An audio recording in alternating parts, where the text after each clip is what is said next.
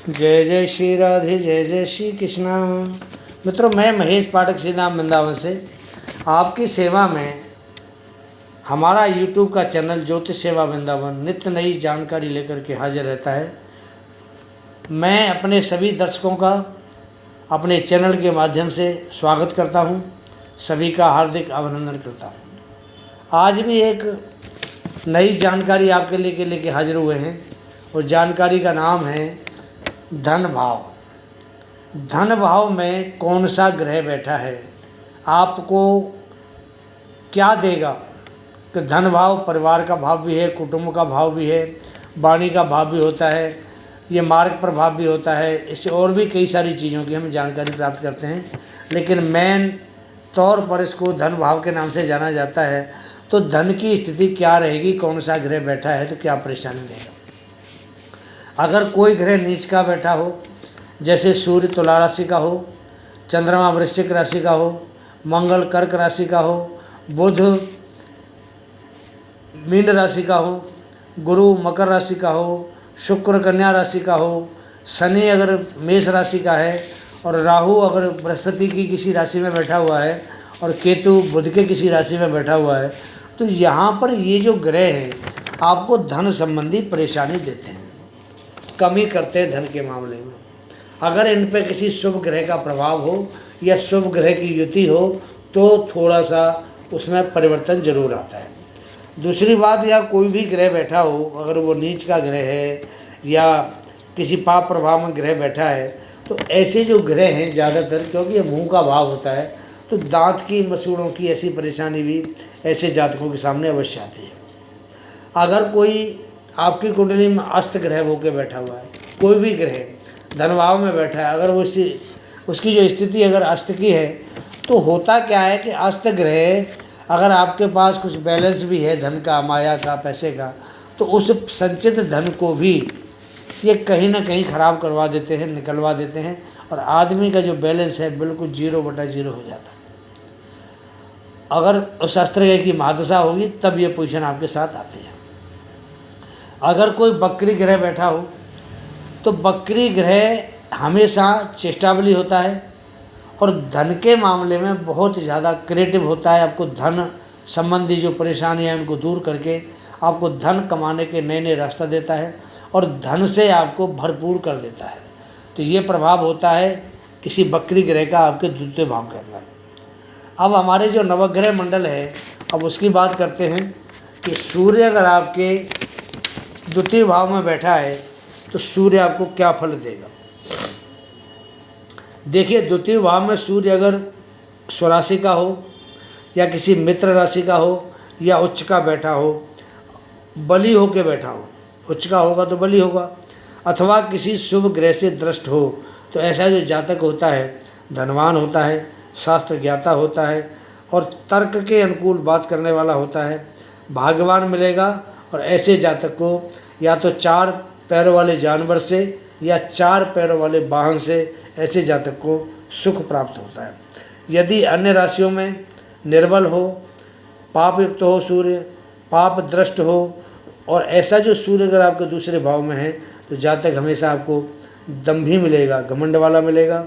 इसकी आंखों में कोई न कोई विकार होगा और इसकी जो शक्ल है थोड़ी बढ़िया नहीं होती है, ज्ञानहीन होगा और परिवार में कुटुंब में सबसे झगड़ा करने वाला होगा, मुख का रोगी होगा और पराये के घर में निवास करने वाला होता है। वाणी से ऐसा जो जातक है, अगर वो शुभ प्रभाव में है तो बहुत अच्छा प्रभावित करता है। ऐसा जातक अगर सूर्य उसका ठीक है तो स्पष्ट वक्ता होता है और धन कमाने का इसका जो जरिया है, जो तरीका है, ये इनलीगली धन नहीं कमाते, लीगल तरीके से धन कमाते हैं और खर्चा इनका बहुत ज़्यादा होता है, क्योंकि सूर्य एक राजा जैसा प्रभाव रखता है। अब राजा की अगर स्थिति धन भाव में होगी तो उसके खर्चे भी थोड़े से शाही होते हैं।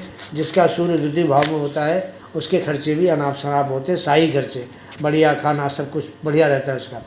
लेकिन ऐसा जो जातक होता है अपने परिवार के प्रति अपना उत्तरदायित्व निभाता है, परिवार का, कुटुंब का, सबकी जिम्मेदारी निभाने वाला होता है। और ऐसे जातकों के पास में अक्सर, क्योंकि इनका खर्चा ज़्यादा होता है, तो जमा पूंजी जो होती है, अगर संचित धन की बात करें तो इनके पास में नहीं के बराबर धन होता है। धन के मामले में ये लोग थोड़े से ठीक नहीं होते। बात करते हैं चंद्रमा की। अगर किसी का चंद्रमा दूसरे घर में बैठा है तो ऐसा चंद्र अगर शुक्ल पक्ष की पंचमी से और कृष्ण पक्ष की पंचमी तक अगर चंद्रमा होता है तो ऐसा चंद्रमा बली होता है। अगर चंद्रमा स्वराशि का हो, मित्र राशि का हो, उच्च का हो और यार बली हो तो ऐसा जो जातक है शोभायुक्त, विविध विद्याओं का जानकार होता है, बहुत अच्छा पैसे वाला होता है, मधुर भाषी होता है, इसकी जो भाषा बहुत अच्छी होती है और चेहरे पे कुछ एक ऐसी चमक होती है कि ऐसा जो जातक है वो दूर से सुंदर दिखाई देता है। और ऐसा जो जातक है वो स्त्रियों से धन प्राप्त करने वाला होता है। स्त्रियों से धन प्राप्त करने का मतलब होता है किसी स्त्री को व्यापार में शामिल कर लिया, पार्टनर बना लिया, वहाँ से पैसा कमा रहे हैं। और पत्नी कई बार पढ़ी लिखी जॉब करने वाली मिलती है तो वहाँ से भी स्त्री के द्वारा पैसा इनको मिलता है। ऐसा जो जातक है वो स्त्रियों से धन कमाने वाला होता है, धन प्राप्त करने वाला होता है। क्षीण तथा निर्बल चंद्रमा धन की स्थिति थोड़ी सी गड़बड़ करता है, खराब करता है। ऐसे जो जातक होते हैं उनका जो चेहरा है बहुत मासूम होता है, दूसरों को प्रभावित करने वाले होते हैं ये।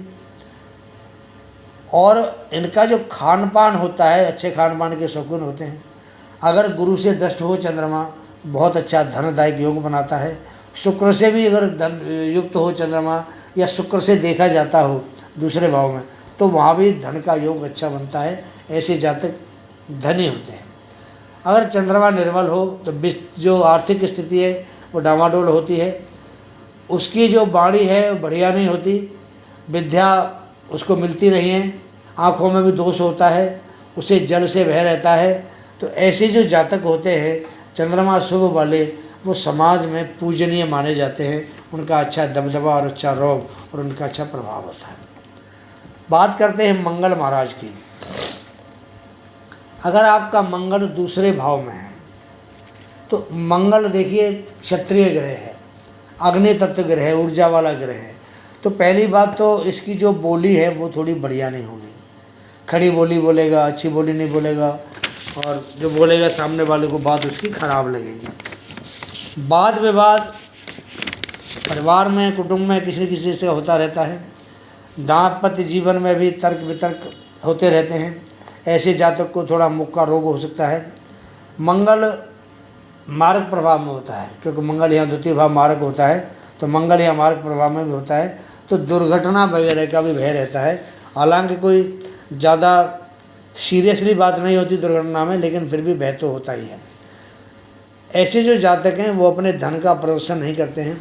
इनके पास में गुप्त धन रहता है, वाणी इनकी दमदार होती है। और ऐसे जो जातक होते हैं तर्कशास्त्र में बड़े कुशल होंगे। कृषि साहस के कारण से इनको लाभ मिलने वाला होता है। कृषक होंगे, सर्जन होंगे, बिजली का कार्य करने वाले होंगे, धातु के धर्मी होंगे। खान में जो खनन होती है, माइंस होती है, उसमें काम करने वाले होते हैं। पुलिस में, सेना में, फायर ब्रिगेड में काम करने वाले, खेल कूद और जो साहसिक काम होते हैं ऐसे कामों से धन कमाने वाले होते हैं। द्वितीय भाव में स्थित अगर मंगल बलवान है तो इस भाव का फल अच्छा करेगा। उच्च का होगा, स्वराशि होगा, मित्र के घर में होगा तो अच्छा फल करेगा। अगर आपका मंगल द्वितीय भाव में नीच राशि का बैठा हो, बकरी हो, शत्रु राशि में हो, अस्त हो एवं निर्बल हो तो ऐसा जो मंगल है वो आपके इस भाव को बिगाड़ेगा। हाँ, अगर मंगल बकरी बैठा है और उसकी महादशा चल रही है तो आपको धन के भंडार खोल देगा, धन का बहुत अच्छा लाभ कराएगा। और अगर मंगल बकरी बैठा है, उसकी महादशा नहीं है तो ऐसा जातक धन को नष्ट कर देगा। वो गलत खान पान का शौकीन होता है, कुटुंब का उसको सुख नहीं मिलता है, विवादी होता है, गाली गलौज करने वाला भी ऐसा जातक होता है, क्रोधी होता है, तामसिक उसकी प्रवृत्ति होती है, विद्या से हीन होता है, झूठ बोलने वाला होता है, आँख का और मुख का उसको रोग होता है, चेहरे पे कोई न कोई उसके एक निशान होता है जलने का या किसी हथियार से या किसी नुकीली चीज़ से जो कटने का निशान होगा। और ऐसा जातक कुरूप होता है, उसे अग्नि और चोर से भय रहता है। तो ऐसा जो जातक होता है उसके नेत्रों में एक हल्की लालिमा रहती है, क्योंकि वो नीच बैठा हो या शत्रु राशि में बैठा हो, अस्त हो, निर्बल हो, तो मंगल का ये प्रभाव आपके सामने आता है। लेकिन मंगल अगर आपका बढ़िया है तो वो आपको अच्छा प्रभाव दिखाता है। बात करते हैं बुध महाराज की। अगर आपके द्वितीय भाव में बुध महाराज बैठे हुए हैं तो बुध महाराज आपको धनवान बना देते हैं, बिल्कुल धनवान बना देते हैं। लेकिन ऐसे जो जातक होते हैं, प्रखर बुद्धि वाले होते हैं, इनकी वाक शक्ति, बात करने की कला बहुत अच्छी होती है, चतुर चालाक होते हैं, अपनी बुद्धि से ही धन कमाने वाले होते हैं, धन को इकट्ठा करने वाले भी होते हैं और धन खर्च करने में कंजूस होते हैं। ये वही धन खर्च करते हैं जहाँ से इनको ये उम्मीद होती है कि हम यहाँ धन लगाएंगे तो हमारा धन वापस आएगा और ज़्यादा होकर आएगा, तो वहीं धन लगाते हैं। प्रगतिशील विद्यावान होगा, लेखन करने में, व्यापार करने में, दलाली करने में या कहीं नौकरी करने में, क्लर्क वगैरह की, संचार के साधन, गणित, व्याख्यान, अध्यापन, ऐसे कार्यों से ऐसे जो जातक हैं वो धन कमाते हैं।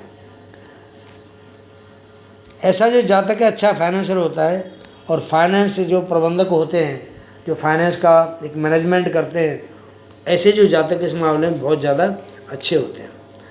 अब यदि आपका बुध महाराज अगर निर्बल है, अस्त है या पाप प्रभाव में है, नीच का बैठा है, तो विद्या से रहित होगा जातक, अविवेकी होगा, त्वचा और जो वाणी के रोग होते हैं, जिब्या पर रोग हो गया, मुंह में रोग हो गए, मसूड़ों के रोग हो गए, ऐसा उसको रोग अवश्य होगा। और ऐसे जातक का अगर गुरु से संबंध हो जाए तो ऐसे जातक को विद्या में विशेष सफलता प्राप्त होती है। बुध वाणी का कारक होता है, तो अगर बृहस्पति के साथ मिल जाए तो वाणी के स्थान पर बैठकर इसकी जो वक्तृत्व क्षमता होती है वो बहुत ज़्यादा, इसकी वाक शक्ति बढ़ जाती है और अपने काम को ये फलीभूत करता है। तो बुध का फल अगर शुभ है तो प्रभाव बहुत बढ़िया है, और शुभ नहीं है तो दिक्कत होती है। बात करते हैं गुरु महाराज की कि आपका गुरु महाराज द्वितीय भाव में बैठा होगा, आपको क्या दे। देखिए, द्वितीय भाव में अगर आपका गुरु बैठा है अकेला, उसके ऊपर किसी ग्रह की दृष्टि भी नहीं है, चाहे पाप ग्रह हो चाहे सौम्य ग्रह हो, और गुरु अकेला बैठा है, तो वहाँ धन संचित करने में, कमाने में ऐसे जातकों को बहुत दिक्कत होती है। अगर किसी ग्रह की दृष्टि पड़ रही है या किसी ग्रह से युति बना के बैठा हुआ है तो परिणाम अच्छा होता है। परिवार के लिए ऐसा गुरु जो द्वितीय भाव में बैठा होता है, ऐसा जातक बहुत अच्छा होता है। शिक्षा, व्यापार में काम नहीं आती इसकी, ये जो भी डिग्री करते हैं या जो भी ये पढ़ाई करते हैं, अगर कोई व्यापार या काम करना चाहते हैं तो ऐसे जो जातक जहाँ बृहस्पति अकेला बैठा होता है वहाँ पे इनकी शिक्षा इनके काम नहीं आती है। इनको शिक्षा किसी और दूसरे सब्जेक्ट में ले रहे हैं और काम किसी और सब्जेक्ट में कर रहे हैं, तो ऐसे करके इनको शिक्षा से कोई खास लाभ नहीं होता है। हाँ, इनकी खासियत ये होती है कि इनका जो खान पान है सात्विक तरीके से होता है। ऐसा जातक धनवान मिलेगा, आपको विद्यावान मिलेगा, इसके अंदर कविता करने की शक्ति होती है। ऐसा जो जातक है वो न्यायाधीश, राज्याधिकारी, मधुरभाषी, मिष्टान भोजी, सुंदर मुख वाला, सुंदर पत्नी से युक्त, गुणी तथा भाषण में कुशल होगा। ऐसा व्यक्ति प्राय शिक्षक, अध्यापक, ज्योतिषी, वकील, न्यायाधीश, लेखक या कवि होते हैं। द्वितीय भाव में गुरु पापयुक्त बैठा हो, पाप दृष्ट हो, नीच राशि में हो, शत्रु की राशि में हो, तो जातक के पढ़ाई लिखाई में, विद्या में रुकावट आती है। प्रौढ़ावस्था में स्मरण शक्ति कम हो जाती है, कम सुनना शुरू कर देते हैं, धन संग्रह नहीं हो पाता है, और ये नशा करने वाले और झूठे भी हो जाते हैं कई बार। तो ऐसे जो लोग हैं जिनकी बृहस्पति शुभ है, उनको प्रभाव बृहस्पति बहुत बढ़िया देता है। लेकिन अकेला बृहस्पति बहुत ज़्यादा लाभदायक नहीं होता है। अगर किसी ग्रह से दष्ट हो या किसी ग्रह से युति बना रहा हो तो बहुत ही अच्छा प्रभाव बृहस्पति का द्वितीय भाव में होता है। अगला ग्रह है शुक्रदेव। अब शुक्रदेव क्या करते हैं द्वितीय भाव में? शुक्र बहुत ही इसकी जो वाणी होती है शुक्र की बड़ी मधुर होती है। ऐसी वाणी बोलते हैं कि इनको आदमी सुनने के लिए तरसते हैं।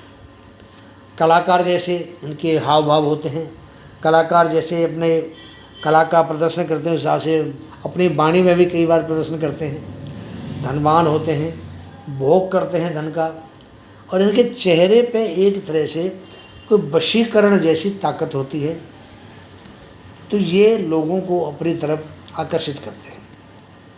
शुक्र अगर दूसरे भाव में बली होकर स्थित हो तो जातक बहुत सुंदर होता है, मनोरम होता है, बड़े परिवार कुटुंब वाला होता है, श्रृंगार प्रिय, बुद्धिमान, धनी, अच्छा भोजन करने वाला, मधुर भाषी, वाहन युक्त, विलास प्रिय, बहुविद्यावान तथा राजाओं से पूज्य होता है। अगर निर्बल होगा, नीच राशि में हो, शत्रु राशि में हो, पाप युक्त हो, पाप दृष्ट हो, अगर शुक्र द्वितीय भाव में होता है तो उसके जातक के नेत्रों में भी कष्ट होता है। ऐसे जातक मदिरापान भी करते हैं। बलवान शुक्र अच्छा लाभ प्रदान करता है। कला, कौशल, खेल, मनोरंजन के कार्यक्रम, अभिनय, गीत और संगीत, आभूषण और स्त्रियों के उपयोग में आने वाले पदार्थों से ऐसे जातक को धन प्राप्ति का योग बनता है। तो शुक्र यहाँ अगर अच्छी पोजीशन का है तो अच्छा लाभ जातक को देता है। अगली बात करते हैं शनि महाराज की। देखिए, शनि महाराज की जो चाल होती है, सबको पता है, शनै शनै स्लो चाल होती है। तो जो स्लो स्पीड होती है शनि की महाराज की, तो धन का जो अगर ये इकट्ठा करना चाहते हैं, धन को संचय करना चाहते हैं, तो बड़ी स्लो स्पीड में धन संचय होता है। जो काम आपको 1 साल में करना चाहिए वो उनका कई साल में जाके पूरा होता है।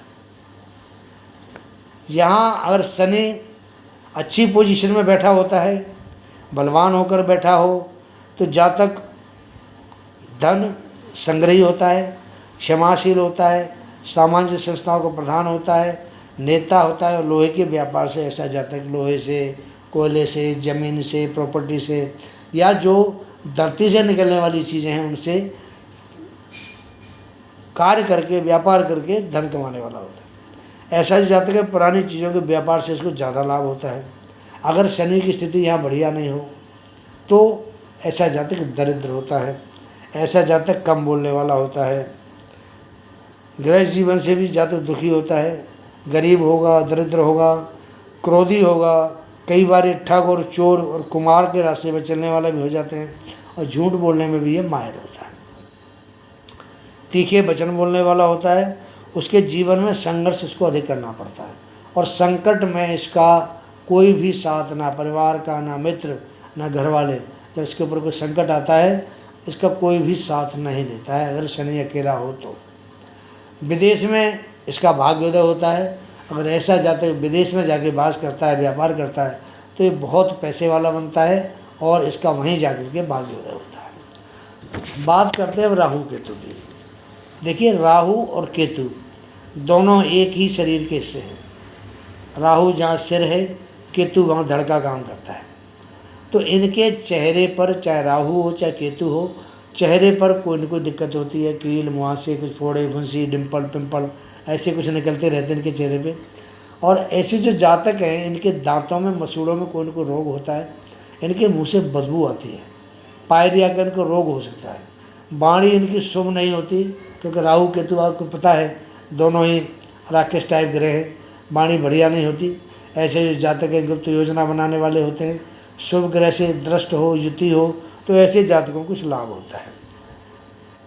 ऐसे जातक कुरूप होते हैं, इनका दिमाग स्थिर नहीं होता, पारिवारिक जीवन से दुखी रहते हैं, हठी होते हैं, और जो अप्रिय वचन हैं उनको बोलने वाला होता है। और ऐसे जो जातक हैं वो दुष्ट संगति में ज़्यादातर मस्त रहते हैं, घुमक्कड़ होते हैं। लेकिन अगर ये कहीं परदेश में जाकर के अपना भाग्य आजमाए तो परदेश में इनको धन कमाने का एक अच्छा मौका मिलता है, और वो धन इनको फलता है। स्वदेश में ये जो है तो खान पान के लिए भी ऐसे लोग परेशान हो जाते हैं, वृत्तिहीन हो जाते हैं। अपने भाव को ठीक से ना समझाने वाला, समझने वाला, अपनी बात को ठीक से ना कहने वाला, मांसाहारी, नशाबाज, तो ऐसे जो जातक होते हैं वो बढ़िया प्रवृत्तियाँ नहीं होती, ज़्यादा बकवास करने वाले होते हैं। अगर किसी ग्रह से शुभ हो या किसी शुभ ग्रह की दृष्टि पड़ रही हो, साथ में युति हो, तो थोड़ा सा प्रभाव बढ़िया देने वाला होता है। अब राहु की बात करते हैं। राहु अगर द्वितीय भाव में, अगर बुध की राशि में बैठा हो 3-6 में, शुक्र की राशि 2 में या 7 में बैठा हो, या शनि की राशि मकर में या कुंभ में बैठा हो, तो जातक को लाभ देने वाला होता है, क्योंकि ये सब इसकी मित्र राशियाँ हैं। इनमें बैठ के राहु बहुत अच्छा परिणाम देता है। केतु की बात करें तो राहु तो यहाँ तर्क वितर्क करने वाला होता है, किसी से ज़्यादा अप्रिय वचन बोलते जरूर हैं, ऐसे अप्रिय इतना नहीं बोलते किसी आदमी को ज़्यादा परेशानी हो। लेकिन केतु यहाँ ज़्यादा खराब हो जाता है। केतु अगर आपने एक बात उसको गलत बोली, अगर आपने उसको एक गाली दे दी तो आपको वो 10 गाली देगा। आपने उसको एक बार अप्रिय वचन बोला, जिसका केतु द्वितीय भाव में होता है, तो वो आपको 10 बार अप्रिय वचन बोलेगा। यहाँ कहते हैं ना टिट फॉर टेट, जैसे को तैसा। अगर इसके साथ कोई अच्छा बोलता है, जिसका केतु द्वितीय भाव में, तो उसके साथ अच्छा व्यवहार करते हैं।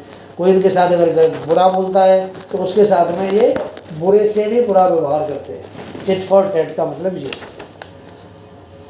केतु वैसे तो आमतौर पर बढ़िया प्रभाव धन भाव में भी नहीं देता है, लेकिन अगर ये बृहस्पति की राशि में हो, धनु राशि हो चाहे मीन राशि हो, बढ़िया प्रभाव देता है।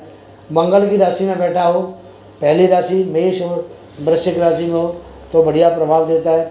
कई बार ये सूर्य की राशि में बैठ करके भी थोड़ा अच्छा प्रभाव दे देता है, बाकी राशियों में इसका प्रभाव बढ़िया नहीं मानते। ये मैंने आपको बताया कि आपकी कुंडली में अगर जो ग्रह बैठता है उसकी पोजीशन क्या होती है, आपको वो क्या प्रभाव देता है। अब एक बात आपसे और करते हैं। देखिए, धन भाव के अंदर 6ठे भाव का स्वामी बैठ जाओ, अष्टम भाव का स्वामी बैठ जाओ, या 12वें घर का स्वामी बैठ जाओ, ये तीनों ही हमारे त्रिक भाव हैं। और त्रिक भावों के जब स्वामी बैठते हैं तो वहाँ कोई न कोई परेशानी खड़ी करते हैं। धन कमाने में अड़चन आएगी, धन किसी तरह से आने के चांस बनेंगे, तो कई बार धन रुक जाता है, नहीं मिलता है, या धन अगर आ भी जाएगा तो उसको खर्च होने में बहुत जल्दी होती है और आदमी समझ नहीं पाता, तब तक पैसा खर्च हो जाता है। 6वें भाव का स्वामी अगर द्वितीय भाव में बैठेगा तो ऐसा जो जातक है उसके पास में धन की हमेशा ही कमी रहेगी। कोई 6ठा भाव होता है धन संचय का, तो कह नहीं सकते, धन कमाने का भाव होता है, लेकिन 6ठे भाव का स्वामी अगर धन भाव में जाके बैठेगा तो उसके पास हमेशा धन की कमी रहेगी, कभी धन उसका पूरा नहीं पड़ेगा। और 8वें भाव का स्वामी जाके बैठ जाता है तो ऐसा जो जातक है हमेशा कर्जे से घिरा रहता है। और अगर 12वें घर का स्वामी वहाँ जाके बैठ जाता है तो ऐसे जातक के पास में खर्चे बहुत ज़्यादा होते हैं। इतने खर्चे होते हैं कि वो अपने खर्चों को पूरा करने के लिए बाहर से कर्जा लेना पड़ता है, बाहर से पैसा उठाना पड़ता है। तो एक बार अगर बाहर से पैसा उठा लिया तो कर्ज के जाल में वो ऐसा फंस जाता है कि जल्दी से उस जाल से निकल नहीं पाते हैं। अब बात करते हैं आपसे कि अगर आपकी कुंडली में जो ये ग्रह बैठे हैं इनके लिए कुछ उपाय भी है। अगर मानो कोई प्रभाव गलत दे रहा है तो उपाय क्या है। अगर सूर्य नीच राशि का आपके धन भाव में बैठा है, उसके लिए आप रविवार को गुड़ का दान करें, पहला उपाय है। अगर आपका चंद्रमा नीच राशि का बैठा है तो उसके लिए आप सफ़ेद वस्तु, चावल है, चीनी है, दूध है, सफ़ेद वस्त्र है, आप इस चीज़ का दान करें, भोले बाबा की सेवा करें। मंगल अगर नीच प्रभाव में या पाप दृष्टि में बैठा हुआ है तो ऐसे मंगल के लिए आप लाल चीज़ या गुड़ या मसूर की दाल, इस चीज़ का आप दान करें। बुधवार को आप मूंग की दाल का या हरा चारा, हरी सब्जी का दान करें। अगर आप बृहस्पति आपकी खराब बैठी है, नीच का बैठा है, तो बृहस्पति के लिए आप पीली वस्तुओं का दान करें। और अगर आपका शुक्र नीच प्रभाव का बैठा है धन भाव के अंदर तो आप सफ़ेद वस्तुओं का दान करें। इसके अलावा आप सेंट का भी दान कर सकते हैं, इत्र का भी दान कर सकते हैं आप। अगर आपका शनि खराब है, लोहे का दान करें, काले तिल हैं, काले उड़द हैं, काले वस्त्र हैं, इनका दान करें। और राहु केतु के लिए भी आपको काली चीज़ों का दान करना चाहिए। ऐसा करने से आपका जो ग्रह है वहाँ दूसरे भाव में बैठा है, प्रभाव ठीक नहीं दे रहा है, आपको उसका दान करेंगे तो आपको उससे लाभ मिलेगा। तो मित्रों, आपको दूसरे भाव में कौन ग्रह आपको क्या फल देगा, इसका परिणाम आपके सामने है। वीडियो कैसा लगता है कमेंट में अपनी राय दें।